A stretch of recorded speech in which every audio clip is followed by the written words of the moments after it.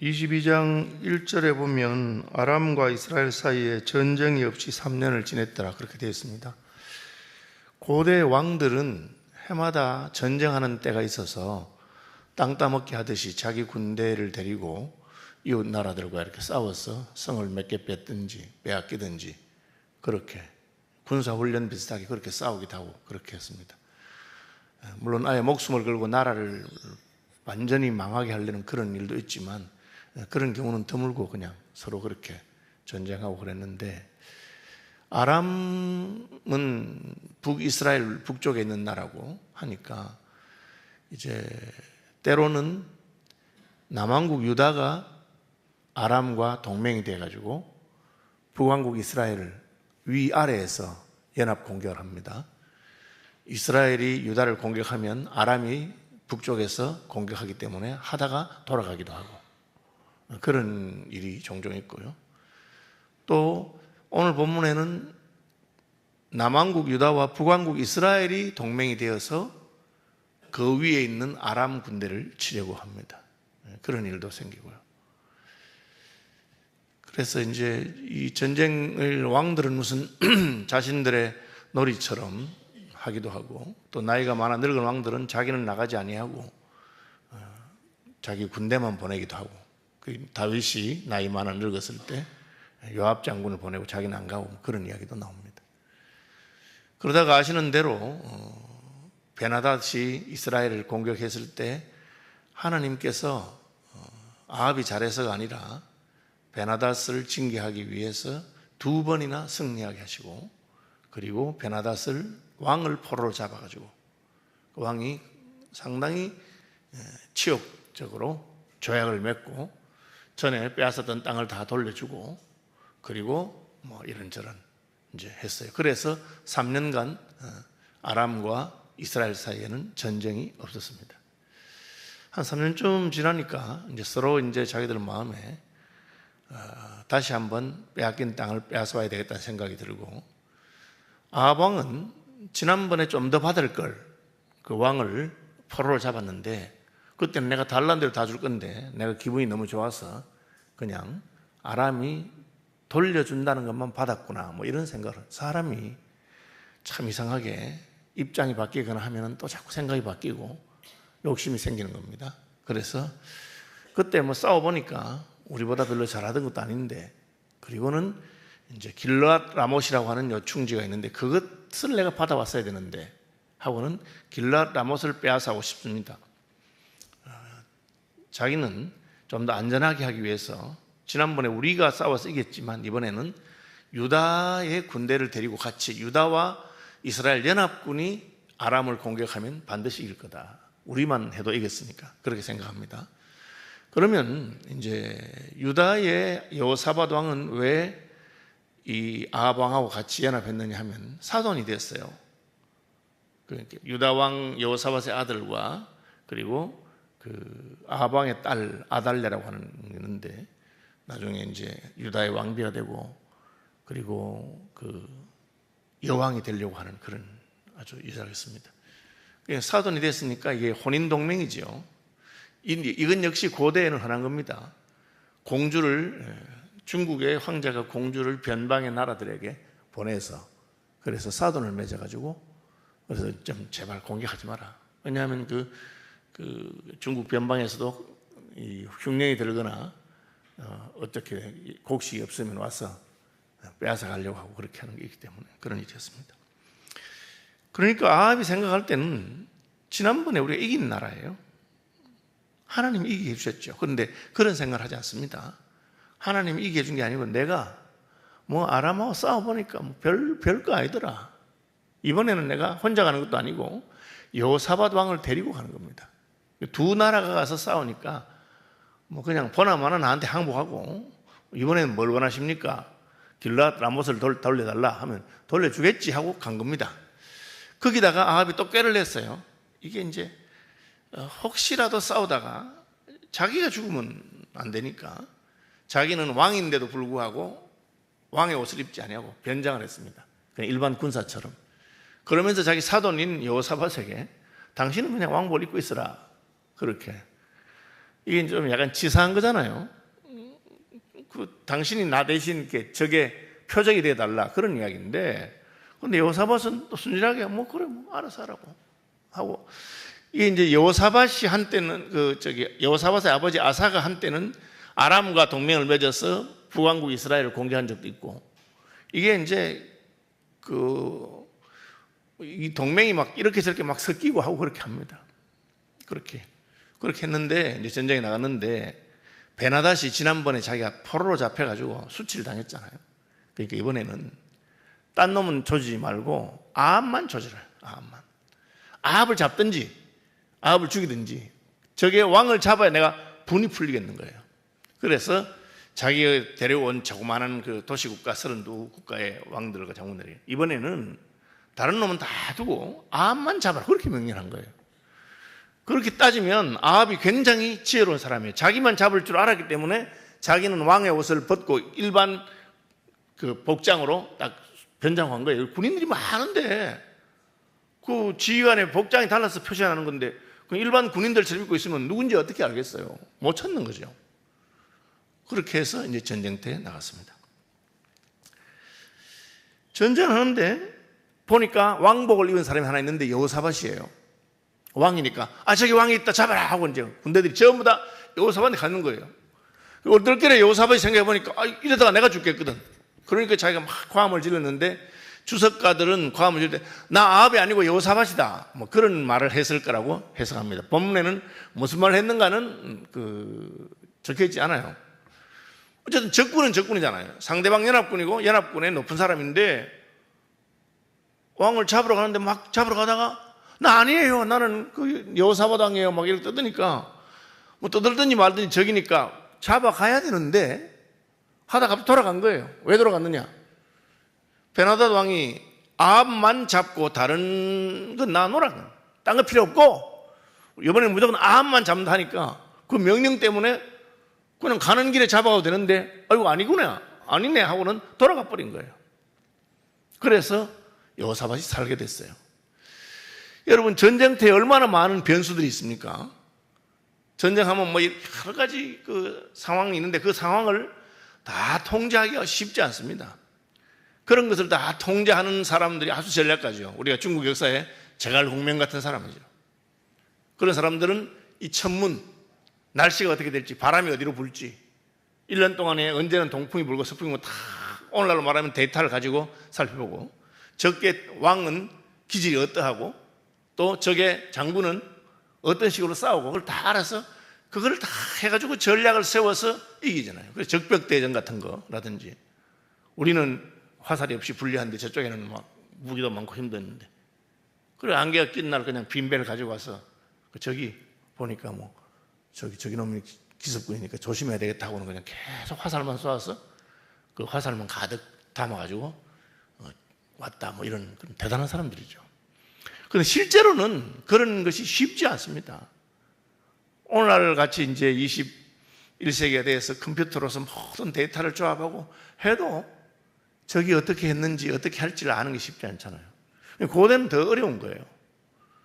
그래도 그 나름대로 아합은 다 꾀를 세우고 내가 이번에 죽으면 안 되고 저놈이 아마 나를 노릴 거야 하고는 자기는 변복하고, 그리고 자기 사돈은 왕의 옷을 입히고 그렇게 했는데 이 사돈이 그냥 죽거나 잡히진 않겠죠. 자기도 나는 아합이 아니고 나는 여호사밧이 아니니까 갑자기 그 군사들이 싹 돌아가서 그럼 아합 어디지 하고 찾고 있는데 찾을 수는 없어요. 그러다가 어떤 병사 하나 그냥 활을 목표도 없이 그냥 우연히 그냥 적진을 향해서 쏜 거예요. 여호사밧이 아니다 했고 하니까 그럼 어디다가 잡아야 되나 하다가 화살을 쏘았는데, 이게 너무 재밌는 얘기입니다. 한 사람이 무심코 이게 화살을 쏘면 딱 공격을 해야 되는, 무심코 활을 당겨 이스라엘 왕의 갑옷 솔기를 맞추니라. 아합이 숨어 있는데 그 화살이 무심코 쏜 화살이 날아가서 갑옷을 입었으니까 화살 한 방에 잘 죽진 않겠죠. 그런데 그 갑옷이 우리로 말하면 비늘 모양으로 됐다든지 아니십니까? 그 사이로 쏙 들어가서는 탁 쏘았는데 장기를 상한 거예요. 그러니까 자기가 알았어요. 이게 내가 지금 다쳤구나. 이 많이 다쳤구나. 그럼 어떻게 합니까? 빨리 후퇴하라 했는데 이 전쟁이 맹렬한 거예요. 전쟁이 맹렬하니까 뭐 후퇴도 못하고 길이 막혀서 서로 싸우니까 자기는 피 흘리고 하다가 하루 종일 그렇게 부상당한 뒤에 있다가 피가 너무 많이 흘러서 자기 병거에 피가 다 흐르고 자기는 죽었어요. 과다출혈로 죽게 된 겁니다. 이날에 전쟁이 맹렬하였으므로 왕이 병거 가운데 붙들려 서서 아람 사람을 막다가 저녁에 이르러 죽었는데 상처에 피가 흘러 병거 바닥에 고였더라. 그렇게 했습니다. 이게 우연이냐? 우연이 아닙니다. 하나님께서 이 모든 전쟁의 양상과 모든 것을 통제하고 있습니다. 왕이라도 지혜로운 사람이라도 우리 인생살이에 너무 많은 그 요인들이 있기 때문에 그게 어떻게 될지를 다 정확하게 알 수는 없습니다. 오늘날 이제 컴퓨터가 원하는 게 바로 빅데이터라는 게 그겁니다. 수많은 데이터를 모으고 또 더 모으고 더 모으면 예측할 수 있지 않을까. 사람들이 어떤 상품을 좋아하고 앞으로는 경기는 어떻게 되고 그걸 하려고 지금 다 모으는 거고, 이제 자유민주주의 국가에는 그게 어려운 게 개인의 이렇게 자료니까 그걸 허락을 받아야 할 수 있거든요. 그럼 중국이나 이런 데는 인구도 많은 데다가 그냥 데이터를 그대로 다 그냥 허락도 필요 없고 다 하고, 그렇게 심지어 안면 인식 같은 게 해서 이놈이 어떻게 다니는지 그 사람 그 습관 같은 거 다 해서 그렇게 해서 뭘 하려고 한다고 합니다. 물론 이제 그렇게 한다고 다 할 수는 없겠죠. 하나님은 어떠하십니까? 하나님은 우주와 만유를 다 통치하시고 사람의 마음의 생각과 뜻을 다 하시기 때문에 하나님은 이게 어떻게 돌아갈지를 예측할 수 있을 뿐 아니라 하나님은 자기의 의지를 가지고 어떻게 할 수 있는 분입니다. 이 활 쏘는 사람은 무심코 활을 쏘았지만 하나님께서 그때 무심코 쏘게 했는데 그 화살이 날아가는 방향에 딱 아합이 있고 마침 각도가 맞아서 갑옷 솔기를 쏘아서 죽게 만든 겁니다. 왜? 베나닷을 살려주었을 때 예언을 했거든. 네가 하나님이 죽이라고 한 놈을 살려주었으니까 너의 목숨으로 그의 목숨을 바꿀 것이다. 그뿐 아니라 너는 비참하게 죽고 너의 피를 개들이 핥을 것이다. 그렇게 예언을 했어요. 그러니까 죽었는데 해질녘에 진중에서 외치는 소리가 있어 각기 성읍으로 각기 번향으로, 우리 이제 오늘 전쟁놀이 끝났으니 돌아가자. 왕이 죽었다. 그러니까 사람들이 아이고 뭐 우리가 오고 싶어 온 것도 아니고 3년 동안 전쟁이 없어서 좋았는데 돌아가자 하고 다 그냥 후퇴하고 돌아간 거예요. 왕이 이미 죽음에 그의 시체를 메어 사마리아에 이르러 왕을 사마리아에서 장사하니라. 그 병거를 사마리아 못에서 씻은 후에 개들이 그의 피를 핥았으니 여호와께서 하신 말씀과 같이 되었더라. 거기는 창기들이 모욕하는 곳이었더라. 그렇게 되었습니다. 아합이 이게 세속적으로 말하면 실력이 없는 왕이네. 실력이 있는 왕입니다. 그 다음 표현이죠. 아합의 남은 행적과 그가 행한 모든 일과 그가 건축한 상하궁과 그가 건축한 모든 성읍은 이스라엘 왕 역대시라에 기록되었느냐 아니하였느냐. 굉장히 화로운 상하궁을 짓고 그리고 전쟁과 여러 가지를 할 때 자기 나름대로 꾀가 있고 전략이 있는 사람입니다. 베나닷을 살려준 이유도 있고 다 했습니다. 그런데 누구하고 사이가 안 좋았느냐? 하나님하고 사이가 안 좋은 거예요. 다른 건 다 하고 심지어 남왕국 유다 왕하고도 사돈을 맺고 그렇죠? 연합하고 뭐 이런 걸 보면은 그 머리가 잘 돌아가는 사람입니다. 그의 부인이 이세벨이잖아요. 시돈의 공주입니다. 그러니까 혼인동맹을 잘 맺고 자기 딸은 유다로 시집 보내고 자기는 시돈 공주와 결혼하고 그렇게 해서 상하궁도 잘 했어요. 잘 나갔는데 딱 하나 하나님하고는 사이가 안 좋은 거예요. 하나님께서는 그래 네가 천하 만국의 사람들하고 다 동맹을 맺고 무슨 난리를 해도 나하고 내한테는 잘하니 그걸 알았다. 해봐라 하고 전쟁을 했는데 무심코 손 화살이 날아가서 자기를 탁 하는데, 그리고는 그 장례를 하려고 시신을 메고 오는데 왕의 뭐 피를 개들이 핥을 수 있겠습니까? 그런데 피가 이미 마차에 다 흘렀기 때문에 왕의 시신은 가져가서 장례식 하지만 그 피는 마차에 고여 있었고 그 마차를 씻기 위해서 실로 사마리아 연못에 왔는데 개들이 와서 그걸 다 핥아먹었다. 그리고 보니까 예언한 대로 창기들의 모욕하는 곳이었다. 이 창기라고 하는 것은 이세벨이 섬겼던 바알과 아세라의 남신과 여신이거든요. 사제들이 제사를 드리면서 음란한 성창, 그죠? 하는 그런 것과 관련되어 있다고 보통 주석가들이 보는 것입니다. 이게 이제 역사가 우연히 흘러가고 우리는 그것을 다 통제할 수 없다. 그래서 저는 최근에 그 성공학과 관련된 것을 하는 교수들 중에 한 분 이렇게 말해요. 인생에 성공하는 이유가 뭐냐? 누구는 성공하고 누구는 망하느냐? 그 중에 결정적인 원인 중에 하나가 행운이다. 말이 안 되잖아요. 지는 운이 좋아서 됐다는 거야. 행운이다. 그 21세기에 그 사람이 무슨 성실하다든지 자기 관리를 잘했다든지 무슨 그런 걸 말했는데 배경이 좋았다. 그거 하나 건너고 결정적인 행운이란 거야. 똑같이 열심히 했는데 한 사람 되고 한 사람 안 되고 그런 케이스가 많이 나오니까. 그럼 우리는 뭘 합니까? 우리는 그것을 하나님의 섭리라고 합니다. 하나님께서는 이 모든 것을 아시고 역사를 개입하십니다. 그러니까 우리가 다른 거 다 완전하게 계획하고 통제하고 해도 하나님 하나 빠지면 하나님이 99%이기 때문에 나머지 1% 아무리 잘해봐야 소용이 없고, 반대로 하나님하고 관계가 딱 돼서 하나님의 뜻에 합하면 나머지 거 다 못해도 그건 1%밖에 안 되기 때문에 할 수 있다는 거예요. 그것을 이제 역사가 보여주는 겁니다. 아합이 상당히 괜찮은 왕이었지만 그는 하나님과의 관계를 실패했고, 그러니까 다른 모든 것을 해도 무심코 쏜 화살에 맞아서 우연히 죽는 것처럼 보이지만 결과는 하나님이 예언한 대로 되었다.